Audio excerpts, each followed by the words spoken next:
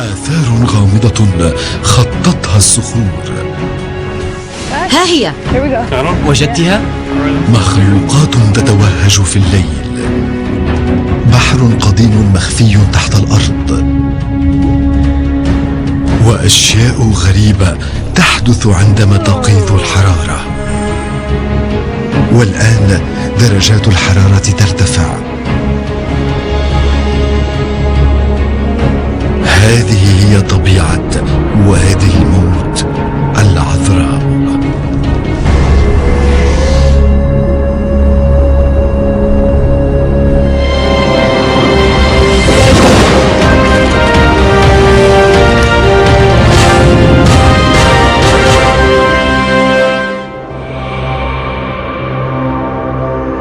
وادي الموت، هذا الاسم وحده يوحي بصورة لمكان واسع ومقفر.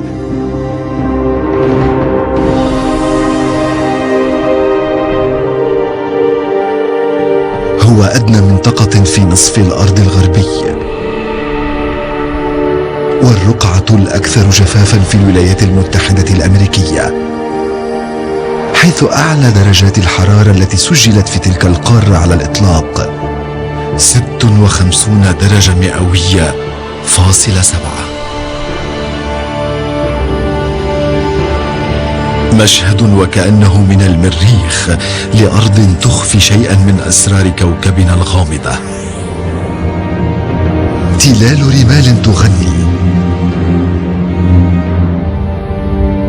وبحر واسع تحت الأرض يؤوي واحدة من أندر الأسماك في العالم، ونباتات تستطيع العيش لسنوات بدون ماء، وحيوانات ليست بحاجة لشرب الماء بتاتا، ومخلوق استطاع احتمال هذه الأرض منذ 300 مليون سنة. كلها مواضيع ستساعدنا على الإجابة عن سؤال واحد: ماذا لو ارتفعت الحرارة في أكثر الأماكن سخونة على الأرض لبضعة درجات فقط؟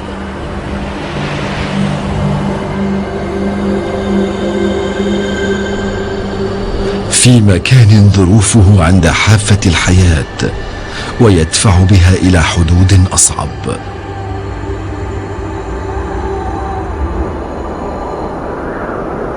تلك هي قمة المرقاب في سطح وادي الموت، وهي تعلو 3 كيلومترات ونصفا تقريبا عن سطح أرض الصحراء. في صباح كل يوم هي الأولى التي تشعر ببزوغ أشعة الشمس، رغم كونها مغطاة بالثلوج لقرابة 8 أشهر من السنة.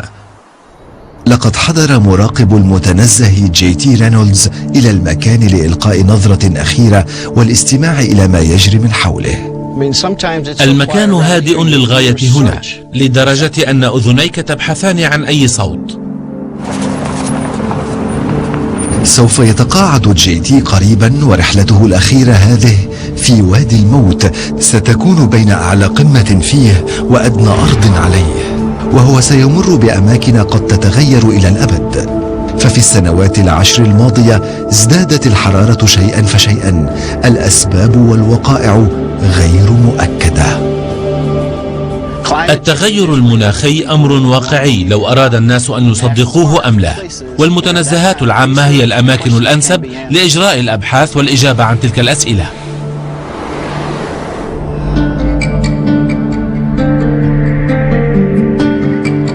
يمتد وادي الموت بين ولايتي نيفادا وكاليفورنيا في مساحة تفوق 3 ملايين فدان، وهي مساحة أكبر من ولاية كونتيكت بأكملها. بدءا من قمة المرقاب ستستغرق رحلة جي تي أسبوعا بكامله، يتوقف خلاله عند مناطق يبدو فيها أثر التغير المناخي جليا، وستنتهي رحلته عند أدنى نقطة في المتنزه، حوض باد ووتر. بينما ينحدر جي تي في رحلته نحو الأسفل برفقة حارس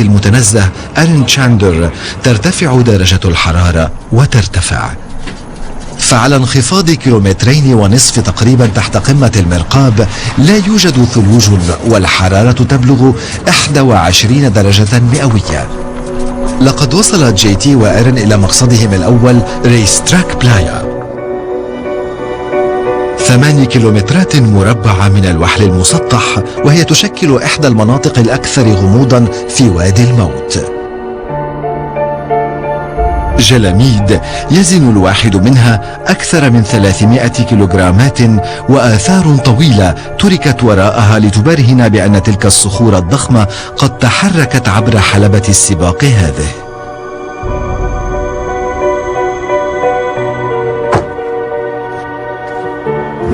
النظرية التي لا تصدق تقول إن مخلوقات من الفضاء تأتي وتقف في مكان ما وتحرك تلك الجلاميد بالقدرات الخارقة التي تملكها.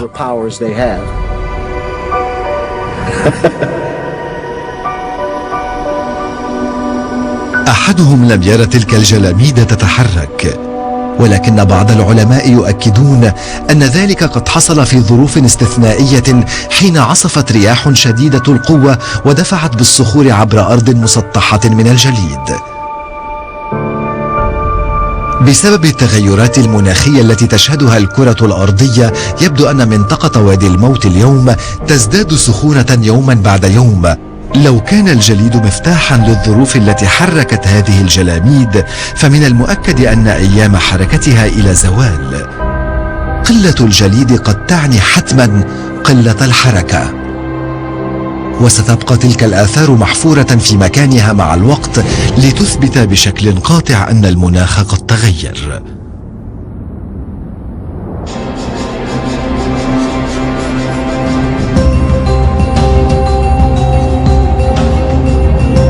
إن وادي الموت من أكثر الأماكن جفافا على الأرض، إلا أن الجليد والمياه عنصران أساسيان في تشكيل تلك الرائعة الطبيعية. في كل عام يستقبل وادي الموت أمطارا لا يزيد ارتفاعها عن 5 سنتيمترات. هذا يقل عن المعدل الأسبوعي للأمطار في بعض المناطق كهاواي مثلا. إلا أن رؤية انفراج السماء فوق وادي الموت مشهد مؤثر للغاية.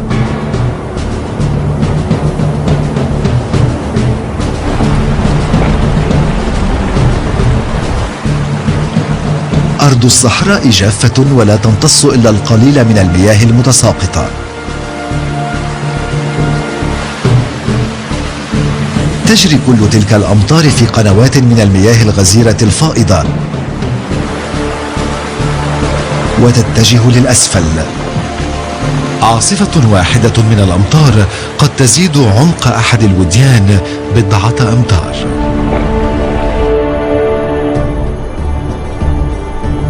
وكل هذا الكم من المياه يستطيع أن يوقظ كما من الحيوات في هذا الوادي.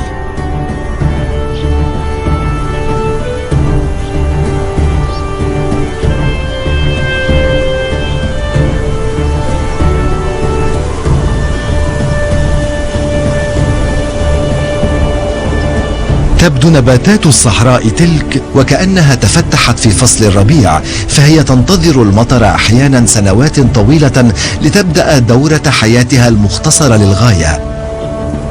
فبعض تلك النباتات لا يملك سوى أسابيع قليلة ليزهر وينمو ويتناسل.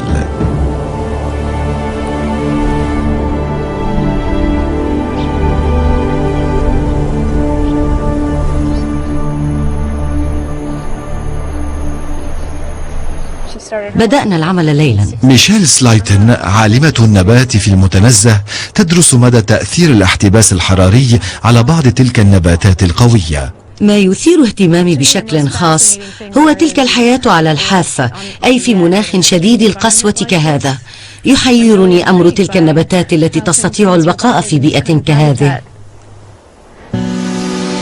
هي تعلم أن الأرض هنا قاسية، ولكنها تتساءل إلى أي مدى هي قاسية. تلك النبتة مثلا ذكية للغاية، فهي تطمر معظم فروعها تحت الأرض وتبقى نائمة بطريقة ما وكأنها في حال بياد. فما نراه هنا في الخارج قد مات، ولكنه موصول بنبتة حية في داخل الأرض، وتلك القطعة التي رأيناها هناك هي حتما جزء من النبتة نفسها. تلك النباتات تعيش بين الحياة والموت. بعضها الآخر يستطيع أن يعكس أشعة الشمس، وله القدرة على إعادة استعمال الماء ذاته لسنوات عدة. أعتقد أن نبتة كهذه قد تحمل في داخلها ما يعادل نصف كوب من الماء، وهي تعيد استعماله باستمرار ولو هطلت الأمطار لمرتين فقط، فهذا سيجعلها قادرة على العيش ل20 أو 30 سنة. نجد في وادي الموت 16 نوعا من النبات لا يمكن إيجادها في أي منطقة أخرى من الكرة الأرضية. بالنسبة إلي، في بيئة تقل فيها النبتات ما تجده منها تراه يتحدث إليك بطريقة واضحة.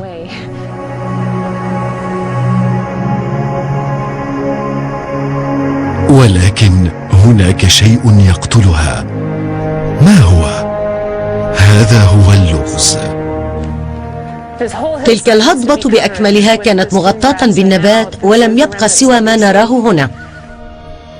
لنقل إنه بسبب الاحتباس الحراري فقد تزداد الحرارة درجتين مئويتين على الأقل. النبتات الموجودة هنا تعيش الآن في أصعب الظروف التي اختبرتها أي نبتة في العالم. أعني أنها تكافح بجهد للبقاء على قيد الحياة، وإن ساءت الأحوال أكثر فنحن سنشهد أمرا يطرأ على الكرة الأرضية.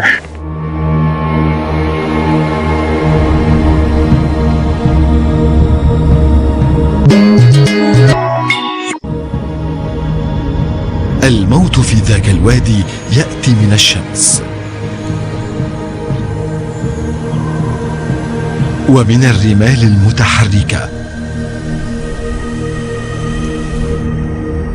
وتلك الصحراء الفسيحة والشاسعة. ومع ارتفاع الحرارة أكثر فأكثر تزول بعض أوجه الحياة هنا. وصلت جيتي إلى منطقة تعلو 300 متر عن سطح البحر. الحرارة هنا تبلغ 35 درجة مئوية. كلما نزلوا إلى المناطق الأدنى ازداد الجفاف وارتفعت الحرارة. مع كل 100 متر ينزلونها ترتفع الحرارة نصف درجة.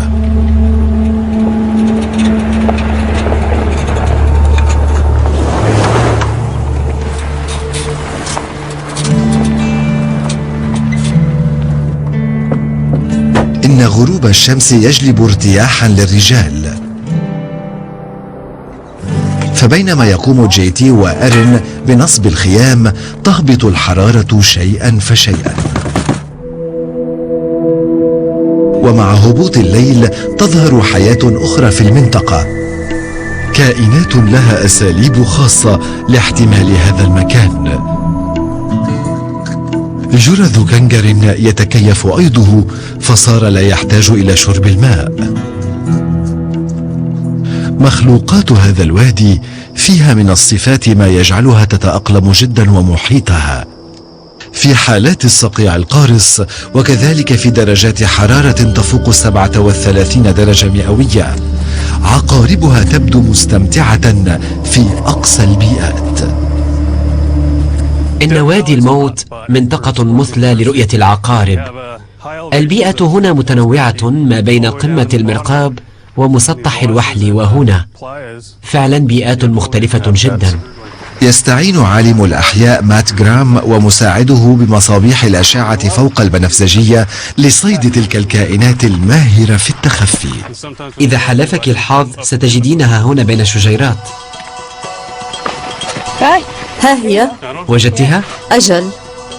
كشفته الأشعة فوق البنفسجية. هذا المخلوق عاش في الماضي بين الديناصورات. لقد أمسك بإحدى الحشرات ويحاول لسعها. في الليل تأكل الحشرات، وكذلك بعضها البعض.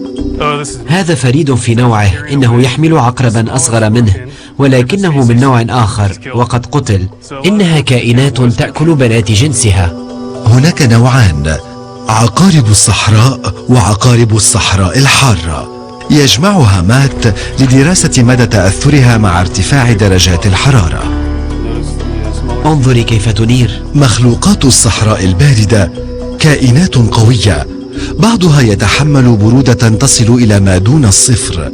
دماؤها لا يجمدها الصقيع، لكن العلماء لا يدرون ما لو كانت تلك المخلوقات تتحمل الحرارة.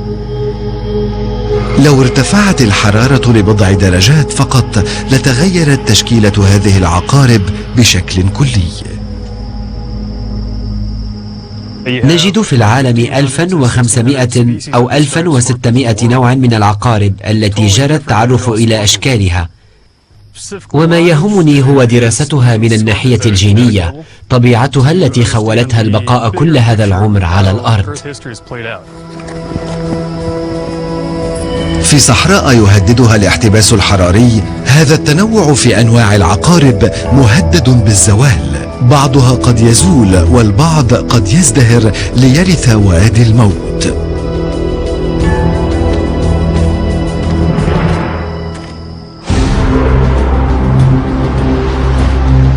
من أعلى قمة في وادي الموت قطعت جي تي رينولدز مسافة 320 كيلومترا.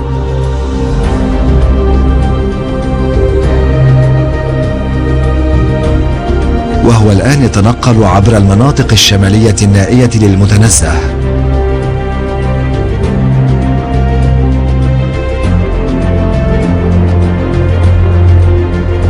الحرارة تفوق 37 درجة مئوية وهي في ارتفاع متسارع. نحن الآن في موقع أطلق عليه اسم لاست تشانس رينج في وادي يوريكا في المنطقة الشمالية الغربية للمتنزه. هذا يعني أننا قطعنا مسافة شاسعة في متنزه مساحته تساوي مساحة ولاية كونيتيكت.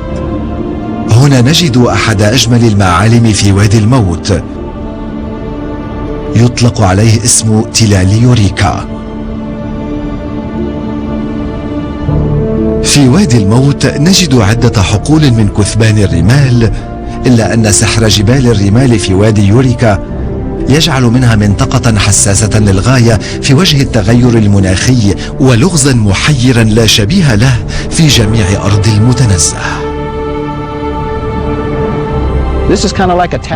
هذا الموقع يبدو مسكونا بحياة، وكأن الأرض تتكلم. هي تقوم بذلك فعلا، أصغوا لذلك.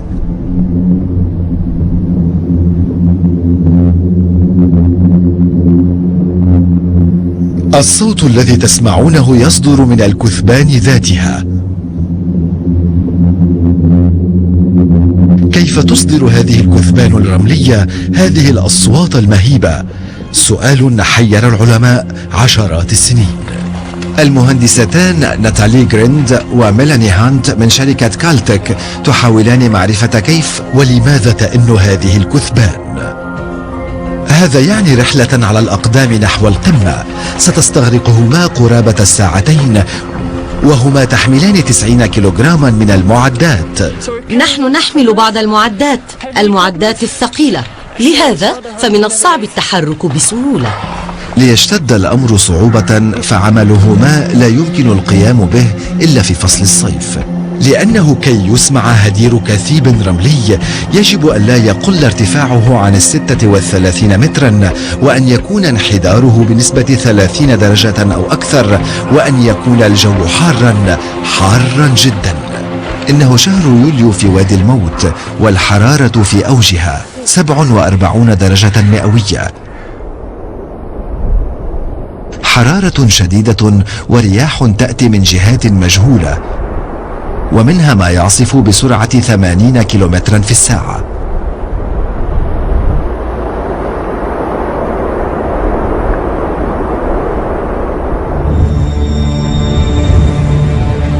في في غضون دقائق يجد الفريق نفسه يتسلق الكثيب الرملي، وليست أنوفهم فقط هي التي تستنشق الهواء المليء بالرمل.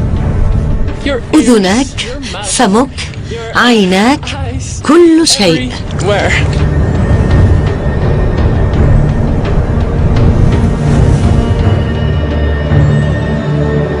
أخيرا تهدأ الرياح. الآن يمكنهم البدء بالعمل. لنضعها في الجهة الثانية ونغطيها بالرمل مجددا. ولكي يفهموا طبيعة ما يجري وسط التلال عليهم التمكن من سماعه بشكل جيد. نستعين بهذه الآلة وهي ببساطة ميكروفون نثبته في الأرض. لقد زرعوا أجهزة في مساحة 22 مترا مربعا من مساحة التل. جاهزون؟ ويقوم متطوعون بالضرب على هذه القطعة. تسجل جريند الوقت الذي ستستغرقه الأجهزة لتضبط ارتدادات ذاك الصوت. أجهزة الاستماع ترصد أصوات أمواج عالقة تحت الكثيب، أمواج لا يمكن للأذن البشرية أن تسمعها. عملية احتساب مدة أصوات تلك الأمواج قد تمكنهم من حل لغز أكبر، وبعد ذلك سيحتاج أعضاء الفريق إلى افتعال الصرير بأنفسهم. دعوني أجهز الكمبيوتر. يتزحلقون إلى أسفل التل مفتعلين انهيارا صغيرا تماما كما يحصل في العادة في الطبيعة. في الطبيعة الرياح هي من يتسبب في الانهيارات وتزعزع الكثبان من أعلاها فتنهار وتصدر صوتا مدويا. تحت سطح الأرض تتحرك الذبذبات عبر الرمال. يلتقط الكثيب هذه الذبذبات ويضاعفها إلى أن يسمع الهدير في كل أنحاء وادي الموت.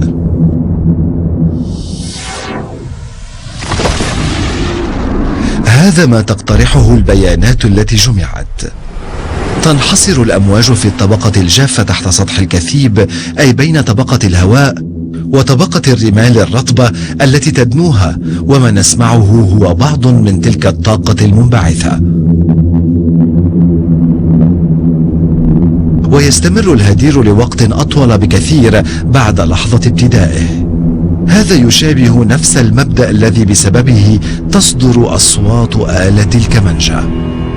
عندما تعزف على آلة، أنت تزود الآلة بالطاقة عندما تضغط على الأوتار، وما نقوم به هنا هو أننا نضع طاقة في التل عبر تزحلقنا من القمة للأسفل. والهدير هذا مكون من نوتة موسيقية واحدة، في أغلب الأوقات هي نوتة دو، ري أو مي.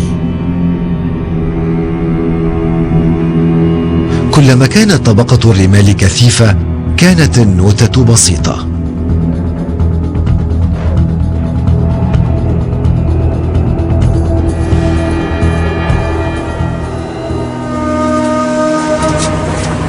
من آخر جهة في تلال يوريكا يتحول جي تي رينولدز جنوبا إلى أدنى نقطة في وادي الموت، إلى أكثر المناطق انخفاضا في الولايات المتحدة الأمريكية. باد ووتر. يصل جي تي إلى مستوى البحر ويواصل نزوله. يصل بسرعة إلى 6 أمتار تحت سطح البحر، ويتابع سيره نحو الأسفل. السبب الذي يمكنه من الوصول إلى منطقة منخفضة للغاية هو كون وادي الموت ليس فقط ما هو عليه، بل هو شق ضخم في قشرة الأرض يزداد اتساعه بسرعة لا يمكن أن تواكبها عملية مثلها. يقترب عالم الجيولوجيا براين وورنيكي من بركة باد ووتر من الجهة الجنوبية. هو عالم جيولوجي مشهور ومختص في تكتاتونية الأرض. للكرة الأرضية طابعان، إما أن تشكل أحواض المحيطات الضخمة والتي تهوي لآلاف الأمتار تحت سطح البحر، أو أن تشكل قارات تظهر فوق سطح البحر. الأماكن الموجودة في القارات والتي تتحول إلى مواقع تحت سطح البحر قد أصبحت كذلك بسبب الحركات التكتونية التي تمزق القشرة الأرضية بسرعة تفوق سرعة الرسوبيات التي تستطيع طمرها. والسؤال المطروح هنا: ما هو مقدار السرعة التي يتمزق بها وادي الموت؟ لمعرفة ذلك قام براين بوضع شبكة من 35 نقطة مراقبة في كل أنحاء منطقة وادي الموت، وكل واحد من أجهزة إرسال الجي بي اس مثبت بعمق 14 مترا داخل الأرض الصخرية بطريقة خاصة لتفادي أي حركة قد يسببها ارتفاع أو انخفاض حرارة الأرض. تقوم محطات استقبال إشارة الجي بي اس بتسجيل البيانات كل 10 ثانية، والمعلومات السنوية التي يتم جمعها هي لكل 0.25 ملم. تلك المقاسات تبرهن أن وادي الموت في حركة سريعة. إنه يتوسع بمقدار نصف سنتيمتر في كل عام. هذا حدث ثوري، أن تستطيع الجيولوجيا مراقبة الأرض حاضرا.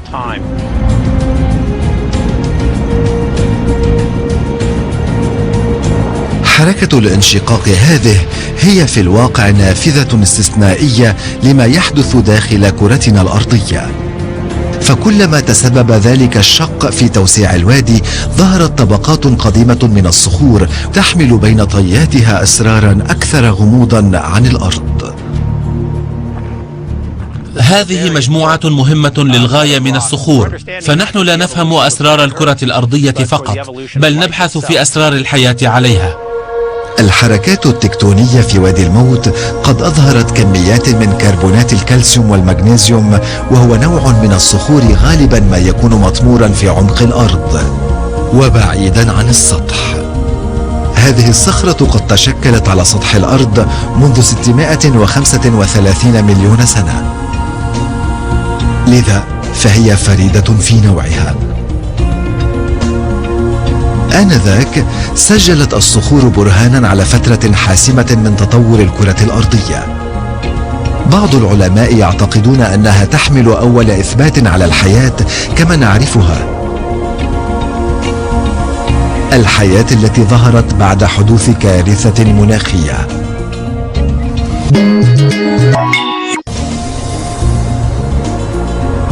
تقول النظرية إن الأرض كانت آنذاك كرة ضخمة من الثلج محاطة بالجليد من كل جانب، تصل سماكته في بعض الأماكن إلى 1600 متر، ثم ثارت الآلاف من البراكين لتدفئ الأرض وتحولها إلى بيئة مناسبة للمخلوقات وحيدة الخلية وغيرها الأكثر تعقيدا من حياة فيها. وادي الموت برهان جيولوجي على استمرار الحياة على الأرض لا نجده في أي مكان في العالم. هنا ترون تلك الحفر المستديرة وقطرها سنتيمتر واحد. إنها بالتأكيد تشكيلات طحلوبية. هذا يعني أن هذه المنطقة كانت حتما مغطاة بسجادة من الطحالب. في أماكن أخرى من وادي الموت ما زالت وحيدة الخلية هي من يعمر المكان. في الأرض هنا توجد حركة وحياة، ربما كانت من أغرب أشكال الحياة على الأرض إطلاقا. وادي تايتوس هو ممر ضيق في وادي الموت. في العشرينيات من القرن الماضي كان منجما للرصاص، واليوم صار بوابة دخول إلى مجموعة من الكهوف، مجموعة يحتمي فيها كائن غريب. هل ترون هذا المبنى؟ أجل. يصطحب العالم والخبير في استكشاف الكهوف ديفيد آك عالمة الأحياء ديانا نورثب والمستكشفة كين إنغام في مهمة للتحقق من اكتشاف غامض. أجل، هذا هو المكان لتجهيز أنفسكم. للدخول في نظام الكهوف على الفريق الزحف عبر ممر من المنجم القديم. هل ستدخل على ظهرك أم على بطنك؟ هكذا على جنبي. وأنا؟ تستطيعين الدخول إذا أردت.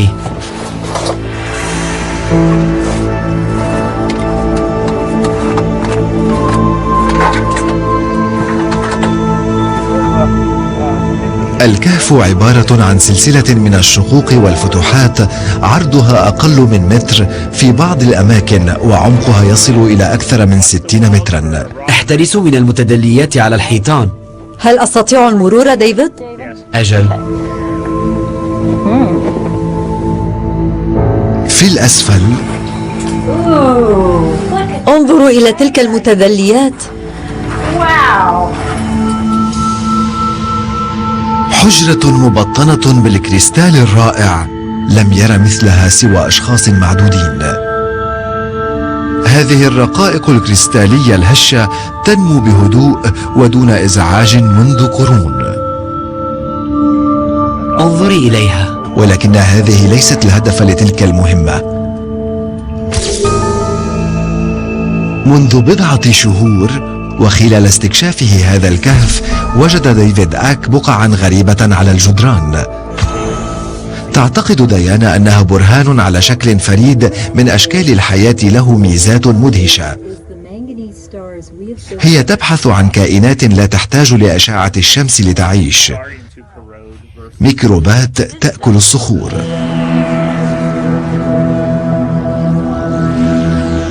إنها كالمهندسين الصغار، تحفر الصخرة لتجد مادة تستطيع أكلها. تعقم ديانا معداتها بالنار للتخلص من البكتيريا التي قد تلوث عيناتها. هي طريقة نتبعها للتأكد من أننا نقوم بتحليل مواد من الصخور وليس ما جلبناه من أماكن أخرى. تأخذ عينات من سطح الصخر وتأمل في الحصول على الميكروبات التي تعيش بداخلها. عندما تنظر إلى تلك الصخور لا تعتقد أنها قد تكون حية وأن أشياء مختلفة تعيش هنا.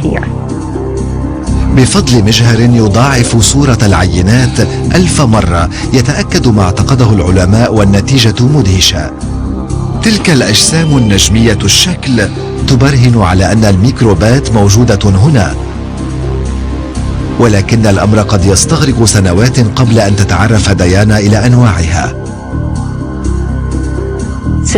الكهوف إذن تبوح لنا حقا بأسرار كثيرة، فنحن نجد أصنافا جديدة بعضها يعود إلى ملايين السنوات، وقد نما في الكهوف بطريقة بطيئة للغاية.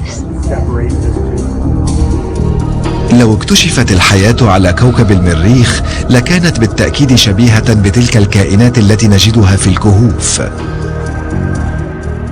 نحن لا نقوم بدراسة تلك الأشياء عشوائيا، نحن نتحقق من كائنات قد تشرح لنا طبيعة الحياة على كواكب أخرى.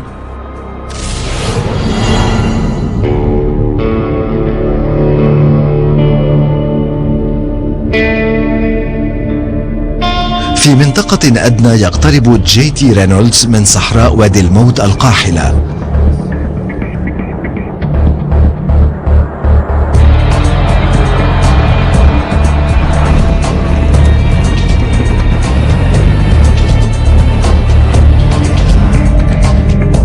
عند 85 مترا تحت سطح البحر يدخل المنطقة الأحر من الوادي منطقة باد ووتر.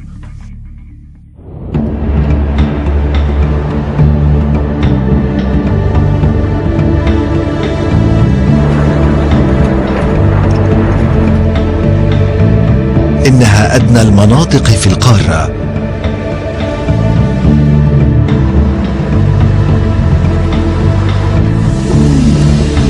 والرقعة الأكثر سخونة في الولايات المتحدة الأمريكية. عام 1913 بلغت الحرارة هنا 56 درجة مئوية في المتنزه، وقد شكل ذلك رقما قياسيا. منذ أن بدأت أعمل هنا وصلت الحرارة إلى 53 درجة أو أكثر بقليل. من المدهش إذن أن تكون تلك المنطقة بعيدة عن الجفاف.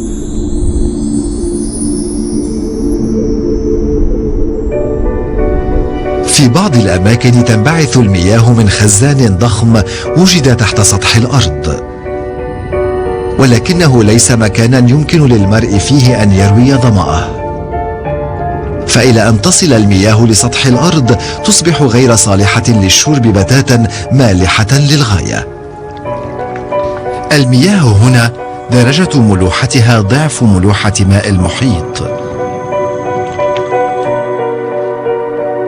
مياه الأمطار تصب هنا أيضا، وبتبخرها تخلف وراءها كتلا من الملح، ولكن مهما علت الحرارة فإن تلك البرك لا تجف أبدا. ما يتبخر من وادي الموت يساوي 50 مرة ما يهطل من الأمطار.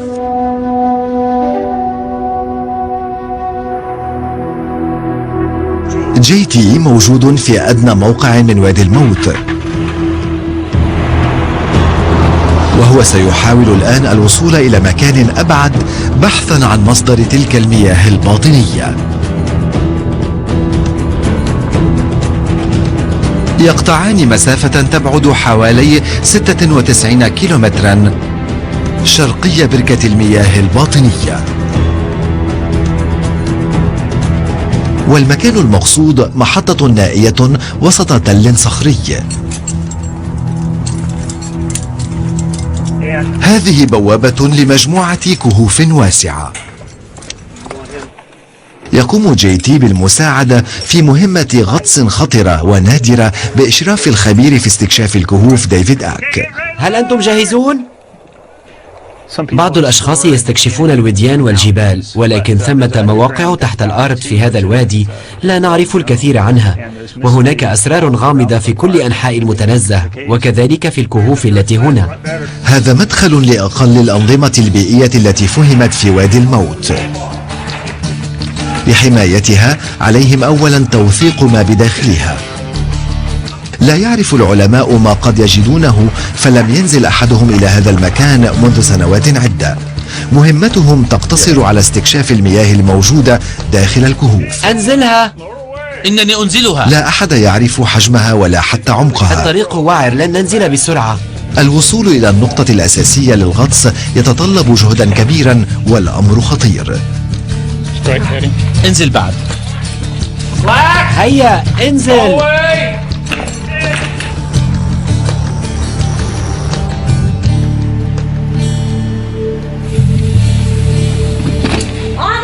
هذا يكفي، لقد وصلت، أنا هنا. ماذا يجري؟ ينزل أعضاء الفريق عبر ممرات عمودية ليدخلوا إلى أعمق أعماق الكهف. هل كل شيء على ما يرام؟ أجل، كل شيء جاهز. نحاول المتابعة. والآن يواجه الغطاسون سلسلة من الممرات الضيقة للغاية التي وجدت جراء هزات أرضية ضربت المنطقة. أنا سأنزل أولا. أمسكت بالحبل. وصلت.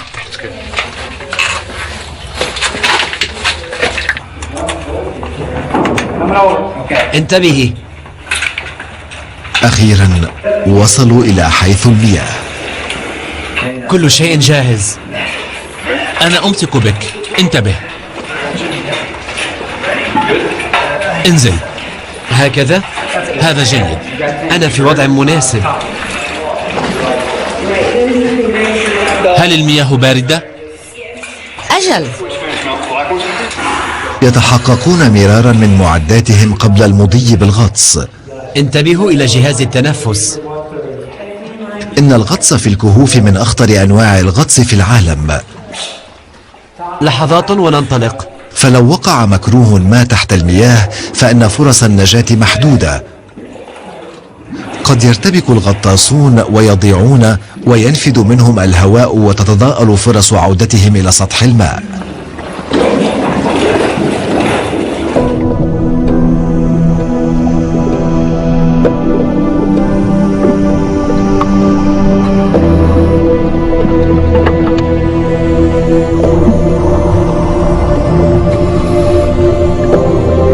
يجدون نافذة مطلة إلى عالم لم يره سوى قلة.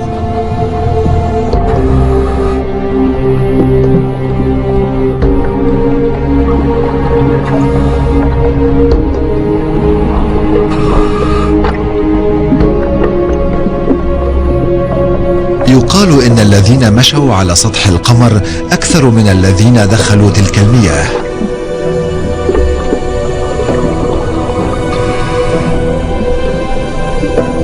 أحد يعرف حجم هذا الموقع. عمقه 47 مترا على الأقل. يحللون المياه، حرارتها 33 درجة مئوية. يتحققون من نسبة حموضتها ونقاوتها ومستويات الأكسجين فيها. إنها مياه صالحة تماما للشرب، ومن المؤكد أنها جزء من خزان أضخم.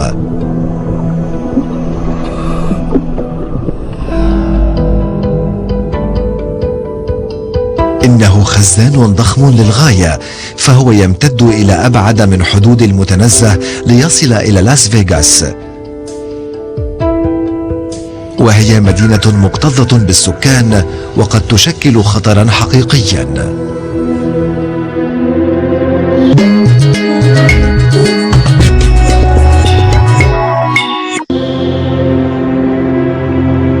فهنا الحاجة للمياه ملحة، والمسؤولون يريدون سحب المياه من قعر الأرض، ما قد يسبب انخفاضا في كمية المياه الموجودة تحت وادي الموت.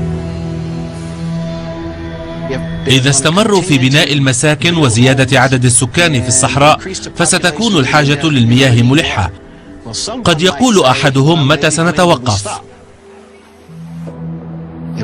متى نتمكن من العيش بأساليب أكثر استدامة؟ لماذا نتصرف بأنانية؟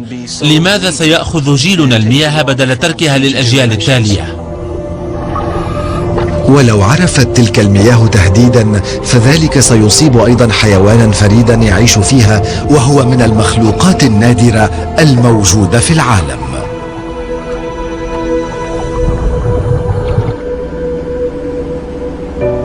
ثمة مدخل آخر لخزان المياه الموجود تحت سطح وادي الموت، يطلق عليه اسم حفرة الشيطان. هو محاط بالأسلاك الشائكة ومحمي بكاميرات المراقبة، وهذا هو السبب.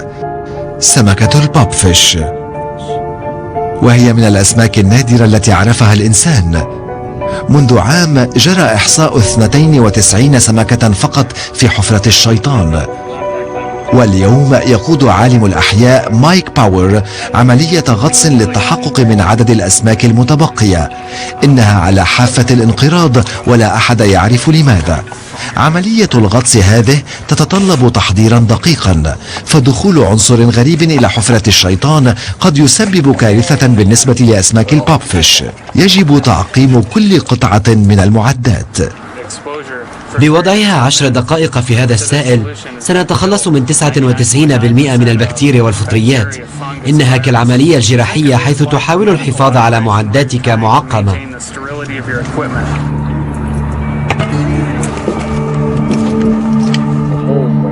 لم يسمح سوى لفريق واحد من الغطاسين المحترفين بالدخول إلى حفرة الشيطان. سندخل إليها بطريقة ذكية. واليوم يشارك المصور المختص بالتصوير تحت الماء لانس بيلبرانت في تلك المهمة لحساب ناشونال جيوغرافيك. الفريق جاهز، غير أن المهمة صعبة.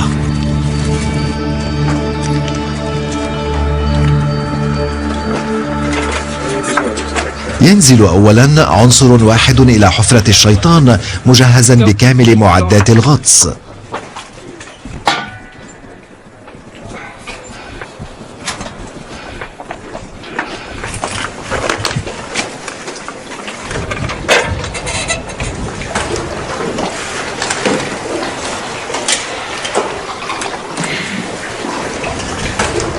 وفي مياه لا يعرف أحد عمقها، على الفريق أن يجد ويصور سمكة طولها لا يتعدى 2.5 سنتيمتر.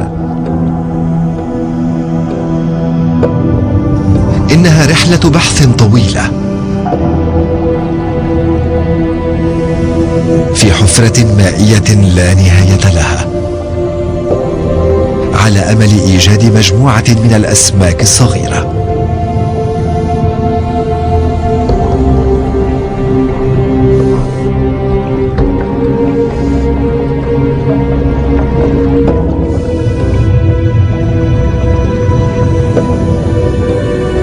وفجأة يظهر أمام أعينهم مشهد رائع.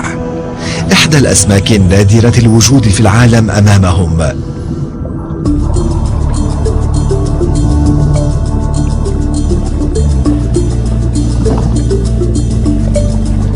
تلك صور علمية ثمينة، ومما لا شك فيه أن الأعداد قد ازدادت هذه السنة.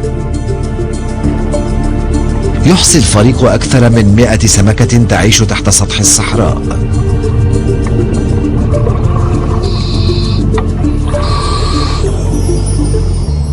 إلا أن مايك مدرك أنه ما من سبب يدعو للاحتفال.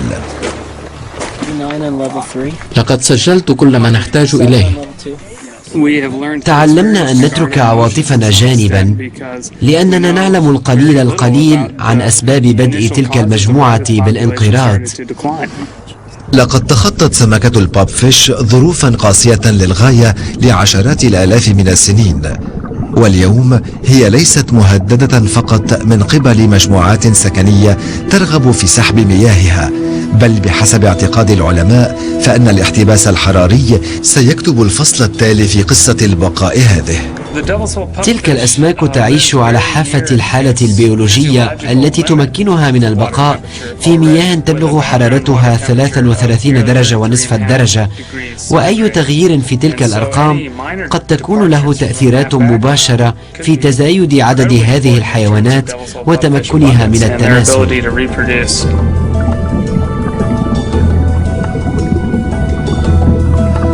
أسماك الباب فيش في حفرة الشيطان هذه هي مخلوقات بالغة الصغر، ولكنها تستطيع أن تخبرنا الكثير عن صورة عالمنا في المستقبل. نحن نهمل الكائنات الأصغر والأقل حصانة من حولنا، وقدرها قد يصبح قدرنا. مهمة وحدة خدمات المتنزه العام هي المحافظة على تلك الثروات وحمايتها من أجل الأجيال التالية، ولكن هل سنتعلم في يوم ما؟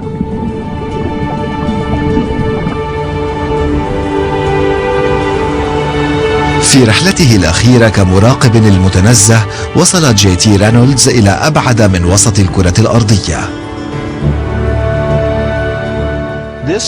تلك الرحلة بالتحديد سمحت لي بزيارة أكبر رقعة ممكنة من المتنزه خلال أسبوع واحد.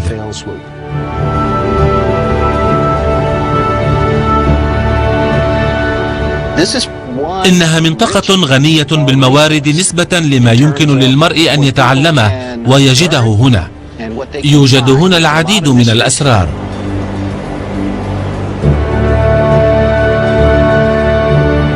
في رحلته استطاع أن يختبر درجات حرارة امتدت 37 درجة مئوية في أرض الوادي، من قمة المرقاب المغطاة بالثلوج إلى أرض الوادي التي تتشقق ببطء،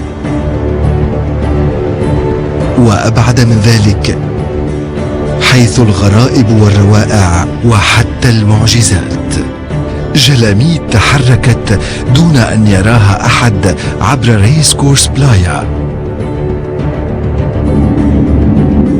وكثبان رملية تهمهم، ونباتات تزهر مرة كل بضع سنوات، والمأوى الأخير لسمكة صحراوية عرضة للانقراض. تلك العجائب تعتمد على درجات حرارة عالية ولكن محددة، ويعلم جي تي أنها لو ازدادت درجات قليلة لتبدلت أشياء كثيرة. في أمريكا براري عذراء عديدة، ولكن ربما كان وادي الموت هو المكان الوحيد الذي تتحدث منه الأرض إلينا بوضوح، وقد نستطيع تعلم الكثير من وادي الموت عن الحياة. وادي الموت.